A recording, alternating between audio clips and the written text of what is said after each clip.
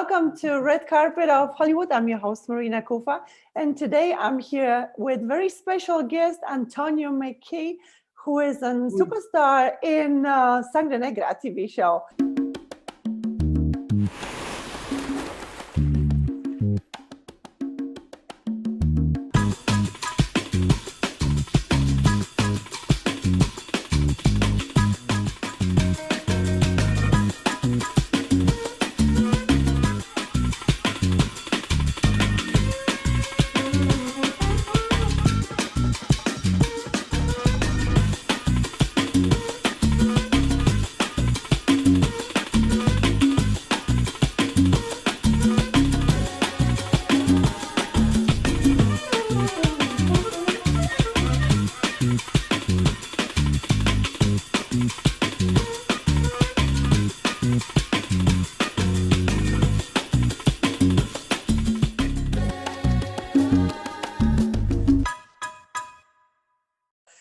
You not only play one of the lead roles, but also you are the writer, correct?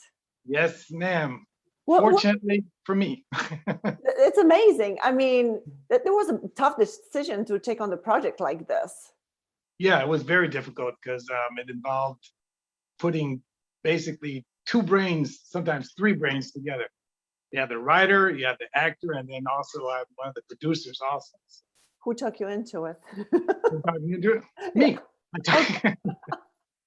Where's the story from? Where did you guys develop the story? The story is from myself and Frank Pinnock, the director, my co-creator of the show.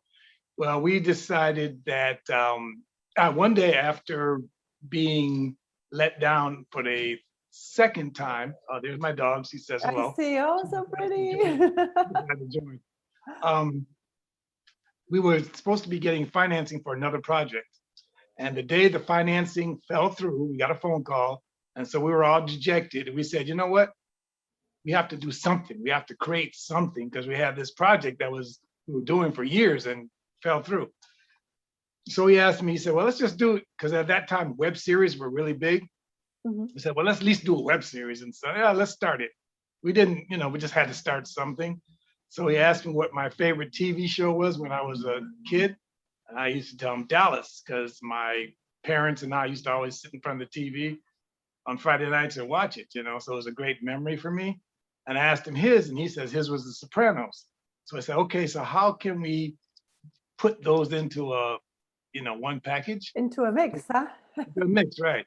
So we came up with the idea, okay, a family with mafia ties, okay, creating conflict between brothers and engaged in extracurricular activities that had to do with the law. So we came up with Sangre Negra. And we said, okay, I'm Black and Latin. So we came up with, okay, let's do a Latin family and you're the bastard child. I said, okay, that sounds interesting. That makes me the bad guy. I said, fine, I love it. Bad guys are the best. Yeah, no, it's perfect. I mean, I started with the first one and you really get hooked on it. And it's so much fun. Like, you play the charismatic mafioso, but there is so much fun in all those scenes. You guys have a lot of those moments, the epic moments. What's your name? Oh, okay, Raul. I got good news and bad news for you. Good news, you got the prettiest girl here. And the bad news is she's coming home with me. Is this a joke? Hey man, who the hell you think you are? You want me to escort this gentleman outside, Mr. Santos? He says Santos?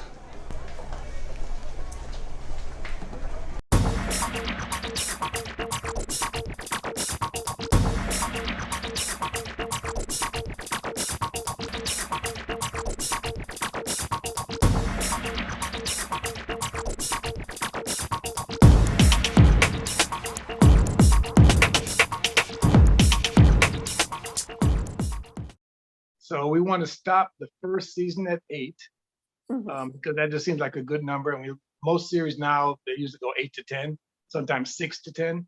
So 8's a good number. There are 8 hours, so they're pretty long.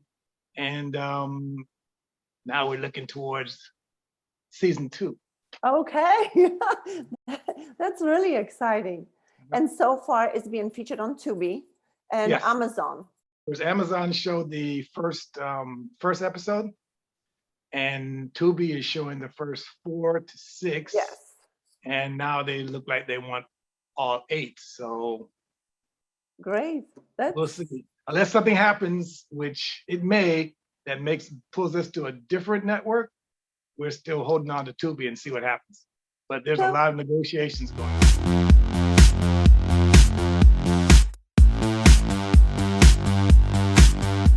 You shifted towards the authenticity of the people, and you guys choose to do a totally independent project. How different is it from a project that is, being produced with the studio, with the big studios? And how does it benefit you and the audience? Oh, okay. So the main thing about studios, the big advantage is, of course, they have money. They have an endless flow of money. Okay. So that helps in production because, as you probably know, anything in this business, the first thing is money. You have to have money. Ching ching. Yes. Yeah. However, what comes with money is the people who have the money usually have the control. So I may come up with a project and I say, oh, this is great, but I want to cast Marina as the leading lady. And they say, nah, we'd rather have Catherine Zeta-Jones. I said, well, I want Marina. No, we'd rather get, and then they'll change this and say, we want a different director. We want a different, so they basically have control because it's their money and they're putting it on their station. In this case, we have the control, so we can cast who we want to, we can make the stories go where we want to, and nobody can tell us what to do. The big problem is, of course, that endless flow of money is not there. So half the time it's spent, change, really quick too. yeah, so half the time is spent trying to get money.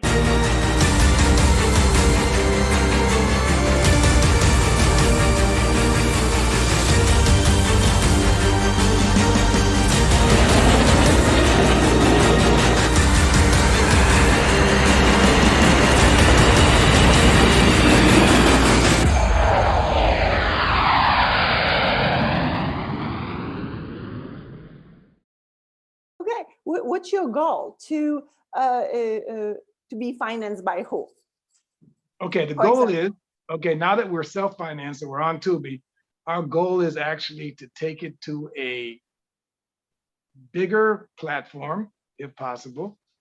If not, we're fine where we are, and do season 2. And once we do season 2, then we're pretty confident we can take it wherever we want to. And by maintaining the control, get to keep the cast. Nobody tells us what to do and what not to do. And it makes it a lot easier because my story is, a few years ago, I was up for a lead or co-lead in a TV series. And I had the role, got everything done, and I was in wardrobe, actually. We were meeting with the wardrobe, and then they called us to the office, myself, and I got there, and my agent at the time was there, and they said, okay, here's the thing. We've all been meeting, and we decided we had to go to a different direction because we feel that your presence is too distracting from the main star. Now, I'm not going to tell you who the main star is. Some people know, but I'm not going to tell you. Anyway, he's a big star, big TV star. And they didn't want anybody to distract them. They thought I was too distracted. So I was like, okay, they paid me. They paid me for the episodes and everything. So that was fine, but I was very disappointed, obviously. Then I saw who they cast. They cast somebody who was totally different than me to play his friend. And his friend was supposed to be, they were both supposed to be playboys, quote, but then the star was supposed to be giving up that life for married life, whereas my character was to continue that life, but still try to bring in the other guys. But for some reason, they cast another guy who was very funny. He's a funny guy, and I didn't get it. So that's when I decided, you know what? if I can't have, say, all I can do is audition. If I audition and I get the role and they can still take it from me, that's Yes. telling me that you have to have control. So This is and okay. you know how it is. People get fired off the set after several episodes. Exactly. You know? So you have really no control unless you're the person creating it.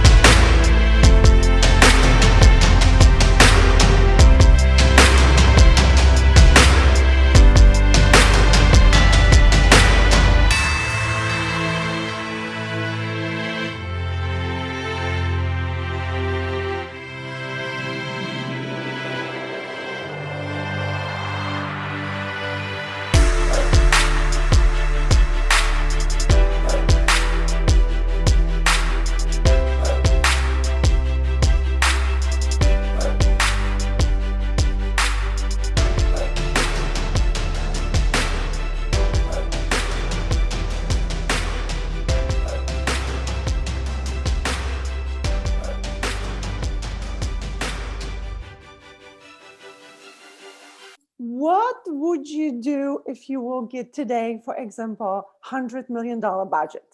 How would you budget it towards your project? Well, first I'd buy an island. Then after I did that, we'd split it up. We'd probably get bigger locations, more expensive perks, as you say. As far as actors, there's a few actors I would like to work with that obviously if you had that much money, you could afford. Well, tell me, who would you like to work with? Who would I like to work with? Yes. Oh, wow, you put me in the situation. Okay, my favorite actor, sort of my idol growing up, has always been Billy D. Williams. Remember Lando Calrissian from Star Wars? Yeah. He's always been my idol. I wanted him to play my father. Now I have Eric Estrada play my father, so it's okay. It's close. Yeah, it is.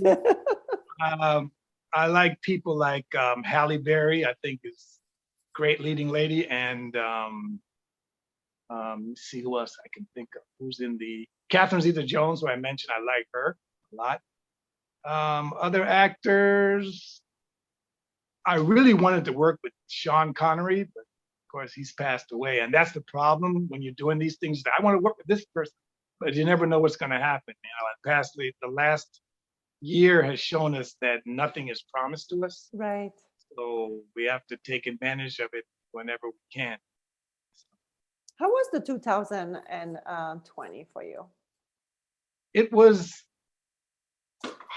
difficult, but in a way it also was beneficial to our project because luckily for us, we had finished filming 99% of the show, of the episodes before the COVID hit.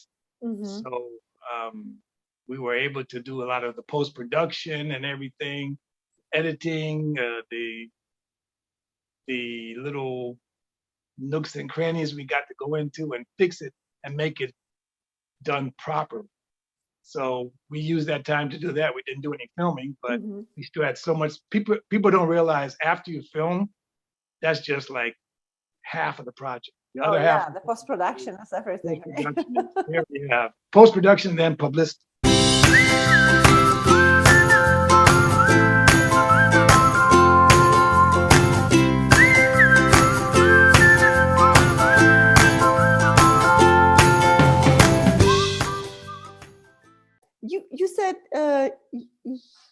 were half Jamaican and half Colombian, correct?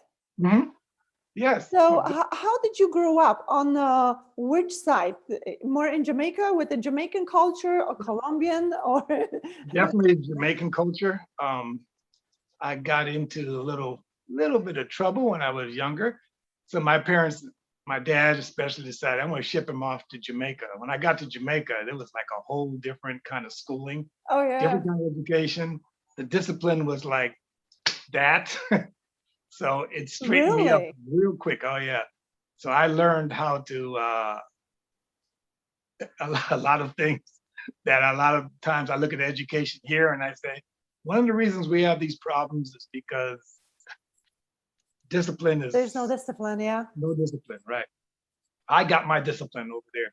So I came back, I learned a lot of things, and I learned to open my mind, broaden my mind, because when you live in a totally different culture and you come back to the United States, you realize, okay, things don't start and end in the United States, you know what I mean? Yeah. And I've also been blessed to be able to travel all over the place. I lived in Germany, I lived in Japan for a few months. Oh, in Germany too?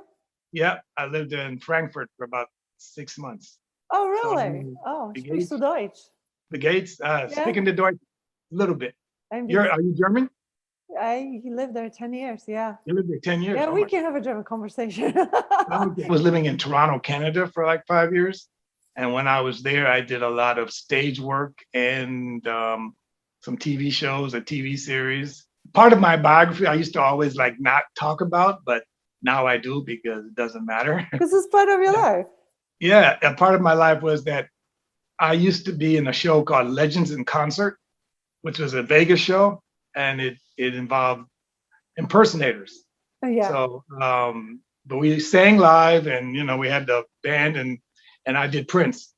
I did Prince for a long time, and I also did Michael Jackson. Oh my gosh! Yeah, that's hey. So because of that, I got to travel all over the world, and I got to do all those things.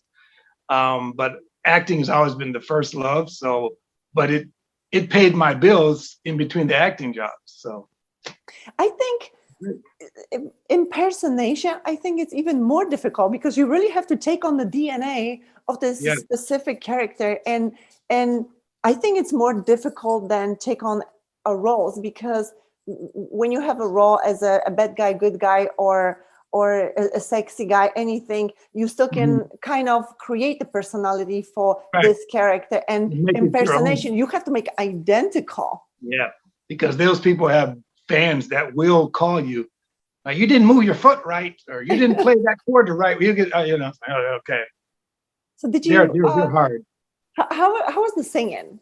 Because obviously, I mean, was it playback? That was the hardest part for me. When I first started out, I was just like lip syncing, but then they said you have to sing. So I had to go to take lessons and practice. And it's difficult sometimes. I can't imagine. Yeah, it's very hard. And then so when I see people criticize artists, like, oh, they weren't singing, they were lip syncing, I say, give them a break. If you have to sing and dance and play an instrument all at the same time, it's very difficult.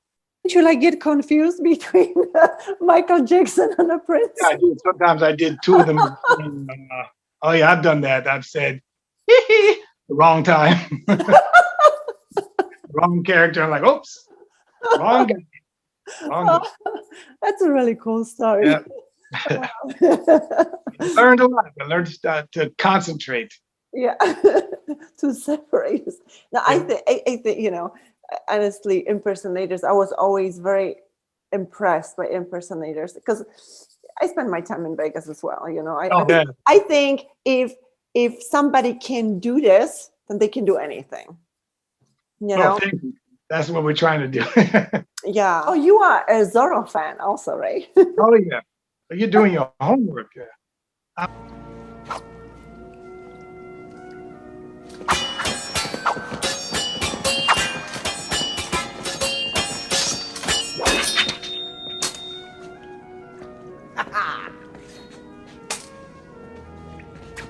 Again? I'm a huge Zorro fan. When I grew up, my favorite superhero, it wasn't really, well, I guess he's a superhero, right? Wore a cape. Anyway, it was always Zorro. I loved him. I didn't like Superman. I didn't like Batman. I didn't like Spider-Man. I used to run around with a sword and a mask, and I used to like Zorro. I think I liked Zorro because he was fun. He was always smiling, and he was always like flirting with the women and stuff like that. I think that's cool. I want to be like that guy. I said this at 6, by the way. So that was always been my your favorite. Yeah, my favorite. Yeah. That way. Yeah, so we have little Zorro's personality here in Sangre Negra, I can tell. Yeah. So, what do you think of the proposition? Huh? Well, it sounds interesting, but I'm still not totally convinced, Mr. Santos. Okay, here is $5,000. Consider a down payment. You do the deed, you get another $5,000 after it's complete. What do you think? Well, Mr. Santos, I think you got yourself a deal. Wait a minute now. I mean, before we submit this deal, I think I should sample the merchandise.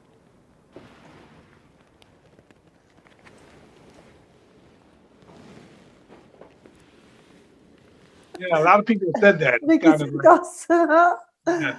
Yeah. It's the fun part. It's the enjoying what you're doing. Even if you're the bad guy, if the bad guy's enjoying it, then the audience is saying, you know, I should not be enjoying this too, but I am because he's enjoying it. So it's like, huh. So it gives the audience a conflict. And I find a lot of them say, you know, I'm not supposed to like you, but I do. And I said, well, yeah. Yeah. My job then. It's a great, yes, it is a great character. It's very, your character is very likable. And it's really funny. Yeah. So I'm a lot like my character, but I just don't kill people. Other than that, he's great. Yeah, that's the only thing.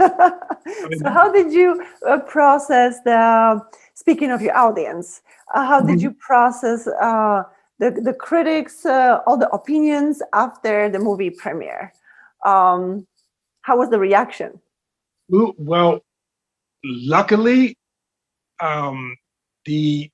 any negatives were like things on, well, were technical. You know, you could have done this better, or you could have had better sound in here.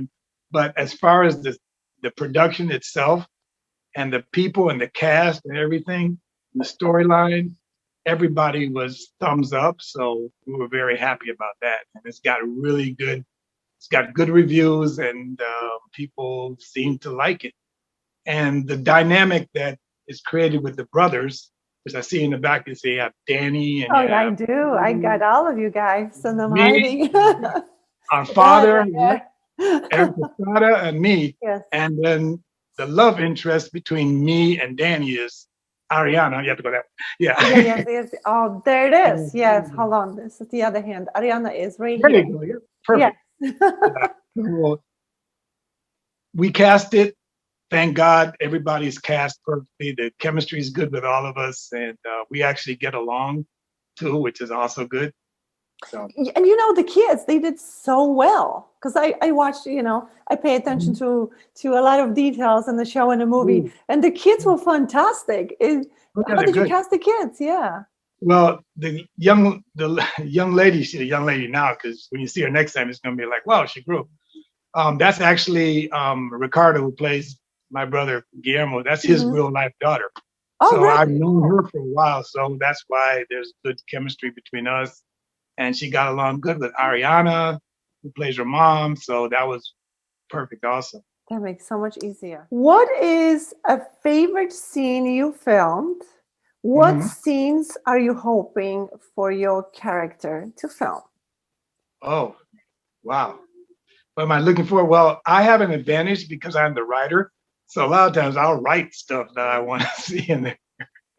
There is going to be a really interesting, I don't know if you've seen it yet. My character, Ricky Santos, he's also a prankster. Besides being this criminal mastermind, he's a prankster. So he likes to have fun. Oh, And he yeah. almost like, he's a very, like, I used to call him, what do you call it, a Bugs Bunny type of guy, because you used to watch Bugs Bunny. He was always playing tricks and getting the best of his opponents, and that is what I do. There's a episode coming up where you see I pull a trick on one of Vinny Sabatini. Robert Miano plays my adversary in there, my boss who becomes my adversary. Anyway, one of his henchmen, you're going to see a little trick we play on him. That's good.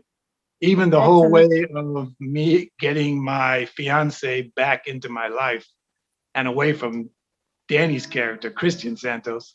You can see that in, I think it's episode 3, where I actually film her and I in a restaurant. And I use that to blackmail her without her knowing it. And little things like that. I just do, you know. Yeah, I've seen it. Yeah. But that, you know, those are real life stories. That's how it is. Yeah, it's very true. Is there anybody else who contributes to develop the stories, or how do you guys work on this together? Yeah, myself and Frank Pinnock, who's our director, we work together. I usually write, and then I let him see it, and he gives us suggestions, and we formulate how we're going to film it and stuff like that. And we basically put it into action. And sometimes I'll work with the other actors also. Like now, I'm able to formulate the character to the personality of people. So now when I know Christian Santos has to do something, I said, now, how would Danny approach this? So by doing that, you get that blend of character, which makes it seamless. And the same thing with Ricardo, and then my other co-stars, you know, Ariana. And now I know how she reacts to certain things and can write it that way. And they're great actors, so it's easy for them to adapt. But it's always, in a situation like this, when you have to film so many things, I think it's good that you get a character that the person can put a lot of themselves into the character, as opposed to they're going totally opposite, and putting on prosthetics and everything to formulate a different. Yeah. Do you guys have a moment that during the shoot that you have an actor maybe like, or you guys all together agree to change the line a little bit, or changes? A lot of improv, a lot of sometimes lines are written, and then when the actor says it, I'm like, that's not how I would say it. So I say, well, say it the way you would say it. Usually Frank, the director, agrees, so that's how you get that flow. That's really. You don't want to seem awkward, because people aren't awkward awkward people are awkward, but right. you wanted to be. They can be themselves. Yeah. Yeah, that's pretty awesome. So you actually answered my another question, because that's exactly what I was going to ask you. How do you write, you know, around the character, or do you just write it? But what actually, in your opinion, makes a good writer? Open-mindedness, and I think some of the things that make a good writer also make a good actor. I think it's, first of all, I always stress this: confidence in yourself and what you are putting on paper, and fearlessness. You know, just write what you feel, as opposed to writing something that you think people are going to like, because you can never please everybody. Yeah. Politicians have found that out. You just can't please everybody. You have to do what you think is right and what makes you feel good. And as long as you do that, you can't really go wrong, because the only person who can criticize it is yourself. Yeah, that's true. So that's what I like to do when I'm writing. I like to just look at things as if I'm reading it. What would I want to read? What would I want to see on television?